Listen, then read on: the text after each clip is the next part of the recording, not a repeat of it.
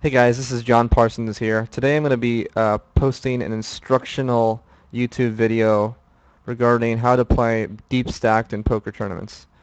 And you might be wondering to yourself, if you're starting out early in your poker career, the differences between poker tournaments and cash games. You might be saying to yourself, oh, well, if I have pocket aces, if I have ace jack, I'm still raising everybody, right? Like, it's obvious because aces is the best possible hand you can get. Well, you may be surprised to find out it's actually not that easy. And so here's an example of a hand that I played, or a tournament that I played, where I'm very, very deep stacked here. As you can see, I have 28,308 chips at this stage of the tournament. Everybody else has a lot more. Everybody else has 5 figures except for this guy. And there's probably at this point maybe 40 or 30 players in the tournament. My chip stack is huge, but I'm probably about 30th out of 40, and the top 10 places pay. So even though my chip stack is huge, I still need to do more work. But it doesn't mean that I can just start raising people aggressively and hoping to get my chip stack to be bigger. I have to play according to a certain set of rules. For instance, the Matty J may be more likely to call me with any 2 cards because his chip stack is larger and he's not risking his tournament life right now. Whereas this guy will have to call with a very, very limited range of hands, like queens, kings, and aces specifically. Obviously, 6 king is not good enough here. I have to fold pretty much every single hand that I could possibly fold in my entire arsenal. Just because of the way the prizes are structured and the way my chip stack is relative to this entire table. The blinds are 500 to 1,000, so I have 28 big blinds. Jack Queen. Even Jack Queen I can't call from this position because I'm playing super, super tight. I'm playing because I know that if I have a good hand and somebody else at this table has a good hand, they're likely to call me all in.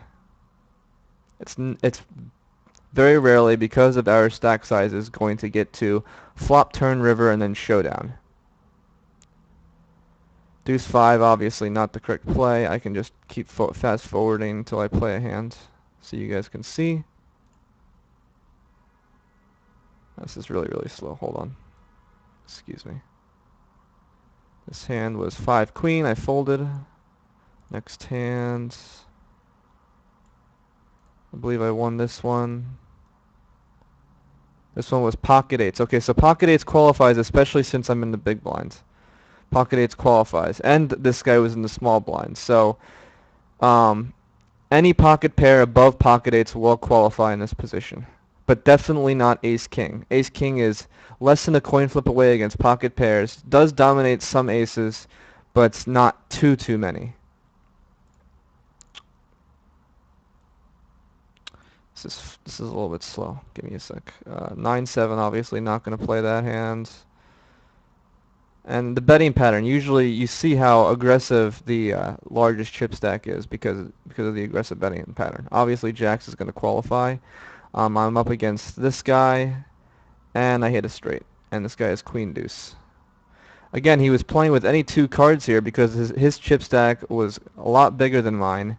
Not a lot bigger than mine, but bigger than mine. Enough so that he won't have to worry about getting eliminated from the tournament if he loses.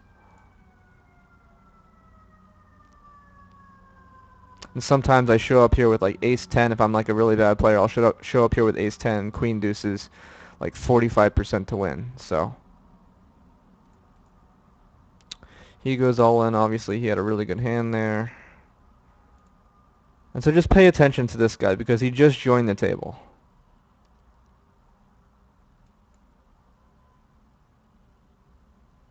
That's 4-6. Obviously, I'm not playing that. Next hand after that is ace 4, not playing that. Very, very tight. I mean, my chip stack is pretty big, but at this point, because I won that hand with pocket jacks, my chip stack got so much larger. Now is the time where I'm starting to get really, really close to the bubble. So I want to actually play less and less hands instead of more and more. I don't want to be raising as much. even though it would be okay, I want to play it as safe as possible because the difference between 10th place and first place actually does not pay off that much in free rolls. So this guy probably had a good hand again, and nobody's going to call him. Even though he does have a short chip stack, it's just not a good idea to call and risk your tournament if you're too worried.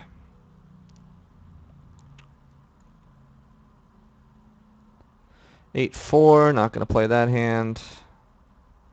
They go at it, and this is sort of really weird that this guy called all that way with this many chips, because as you can see, the board paired and there was 2 sixes. This guy raised really aggressively, so you kind of have to give him credit for at least a 6 here. Not because he might actually have a 6 most of the time, but because you're risking your entire tournament life off basically saying that there is a 90% plus chance that he doesn't have a 6, which is not realistic at all.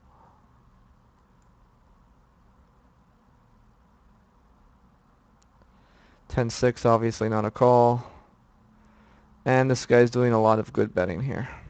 And this guy correctly folds. King deuce, again, not a very good hand. A lot of good betting coming from Mr. what's his name? Schiffer. Pocket nines is a very, very thin call here. I just called here. I didn't raise, I just called because I can see a flop here if things work out my way. And the way this guy's betting is very, very small, so it's not putting me at risk in my tournament in any shape or form. So I got some pretty good value from the 3-7 there when he picked up a 7 for my pocket nines.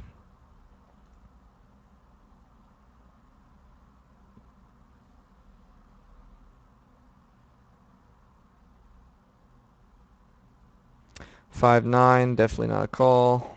Pretty standard stuff right now. I'm trying to wait for the time when it's not going to get so standard. I'm anxiously awaiting to show you one hand in particular.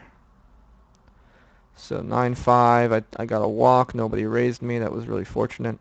Deuce queen, obviously a fold, even though I'm in the small blind, and I only need to pay $7.50.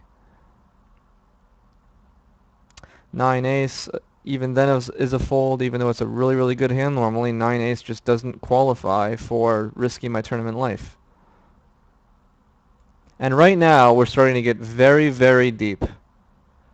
Just keep that in mind. Right now, we're starting to get very, very, very deep.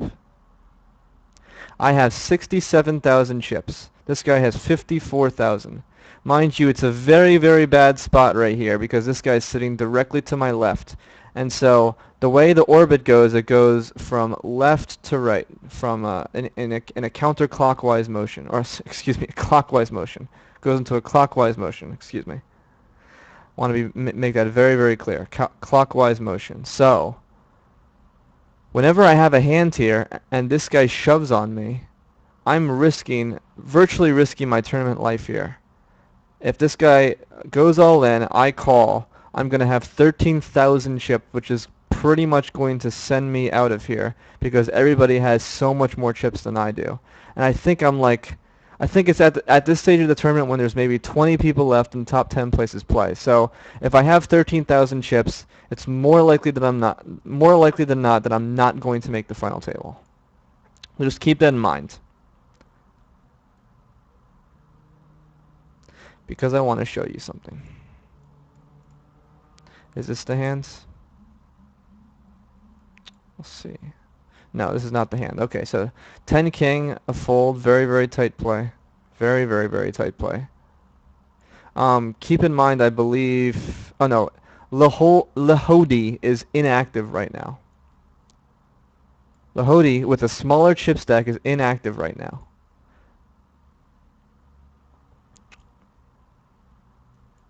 So ace-9, a fold. Very, very tight play once again. And I'm going to be pretty much folding every single hand that gets dealt to me. So is this the hand? Let's see. Small blind, big blinds. 4 jack. That's not the hand.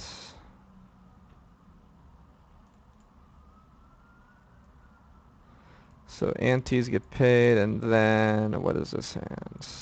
I know it's one of these hands. It's coming up very, very shortly. 6-5. Nope.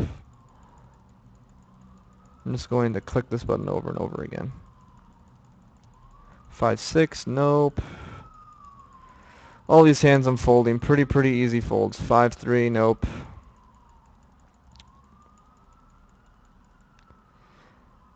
5-Jack was a really awful call there. You have to be playing super tight because this guy's inactive. You're trying to make the bubble here. You're not trying to play for chips or to outplay people at all.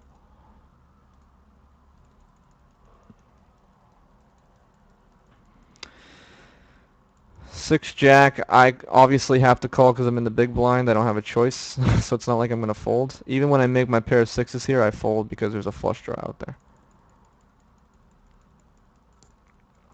10-6 is going to be a fold. I think at this point there's maybe 13 players left, and 3 players have much less chips than I do. Like, this is one of the players, 25,000. A couple of other people have less than 25,000.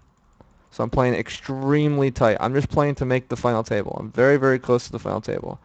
King 5 not going to play. This guy, now all of a sudden, because this guy realizes how deep we are, he goes all in. And I have aces. So I want to talk about this hand, because this is, to many people, one of the most interesting moves. Unless you understand, you know, the basic poker strategy in tournaments. I'm bubbling, okay? I'm trying to bubble. In fact, I could even say it is the bubble, because this guy's inactive. I have 2 other players who are very low, like 10,000, 12,000 each at the other table. There's 2 tables. I need to make it to the final table. 13 players left, 10 people to get to a final table. So, if I move all in right now, if I call this guy all in, this is the equity that I have, and I'm going to bring up a program so you guys can see it if you just give me 1 minute. So here it is, right here. Okay. So this little window that I just brought up. Let's just type the positions in. Okay, so this is small blind, big blind, so this means that this is MP2 and MP3. We have a random hand here that he could be moving all in with any hand. We don't know what it is. And we have aces. So what's the equity that I'm getting right now with my aces? I'm getting 85. I don't know if you can see this number too well. Okay, I tried to zoom it in for you. I'm getting 85.2% equity to win the hand and move on, which doesn't really help my spot in the tournament that much. I mean, I could make better than 10th place or 9th place or 8th place or whatever it may be in the tournament if I win, because I'll get more chips. Or I have a 14.8% chance of losing my entire tournament. And instead of waiting for this guy who's inactive, doesn't receive any hands, to just lose all of his chips and then just get eliminated from the tournament. If I decided not to play any hands here, this guy would go out 100% of the time. Or I lose 14.8% of the time, and I lose my entire tournament 14.8% of the time. Do the math. Which one would you rather have? Yep, that's right. I folded aces pre-flop. And this might be very interesting to some people because, wow, you know, you fold aces pre-flop, what a donkey you are. Oh man, what a fish. I could totally take this fish out any day. Oh man, he has no idea what he is talking about. That's not true. It's just not true. You fold every hand when you have a guy like this inactive, and you have 2 guys at the other table who have 10,000 chips, and you have 60,000. Just do the math. But anyway, that's the only half of the story, because something interesting else happens this game. I mean, this guy's playing perfectly so far. He has raised every single time when I'm in the big blind, and this guy folded because He knows that I absolutely cannot call with any hand. With any hand at this stage. I called here because I'm in the small blind and I know this guy's not going to raise. That's the only reason why I did that. The only reason. Because it really doesn't mean anything to affect my tournament. But if a guy goes all in like this, I have to call and risk my tournament. That's the difference. King 5, obviously. And this guy went all in. But this guy actually made a mistake here. And I started to pick up on this. I thought this may have been an accident. Maybe he thought he was in a better position than this, but this guy and this guy are actually both higher chip stacks. So this is really not a very good shove at all. This would be like if I was shoving. Could you imagine if I was shoving with aces here, or if I was shoving with kings or queens? I would risk my tournament against these guys. These guys might call me. When I could just get a trip to the final table for free just by waiting for this guy to bleed chips.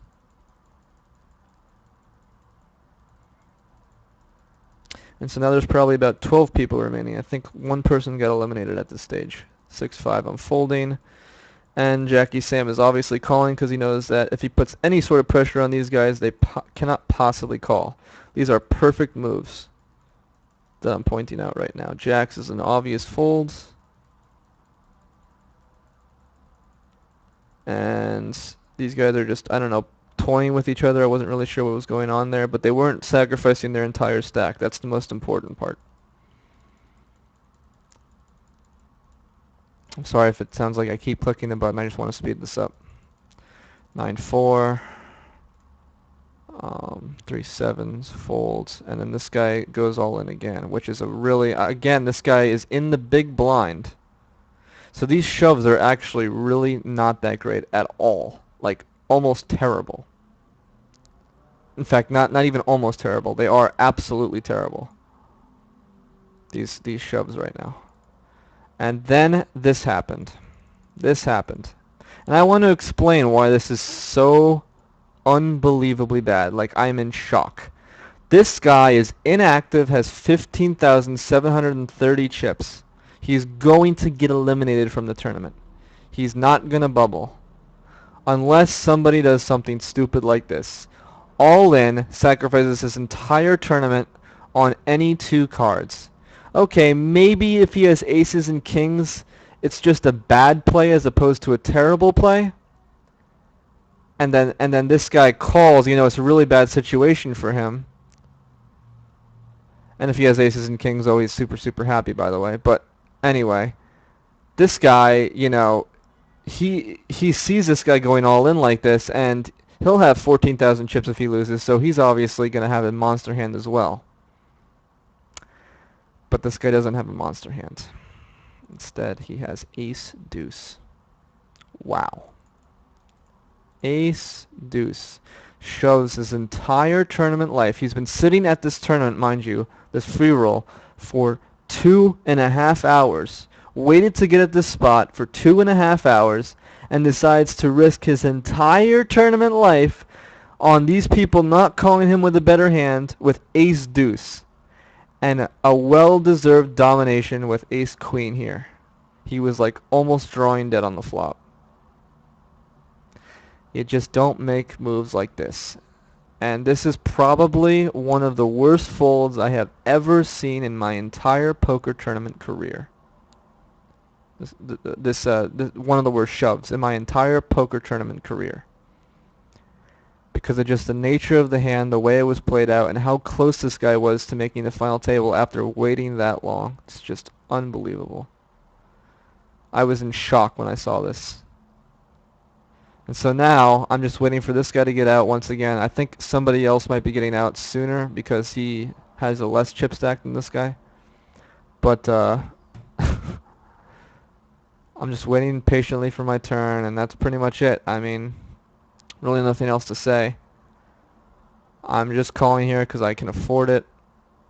I'm not risking my tournament life or anything, and that's all the hands I have to show. So, hope you guys enjoyed, and I hope this video was educational for you to learn about how to play deep stacked in poker tournaments. Take care.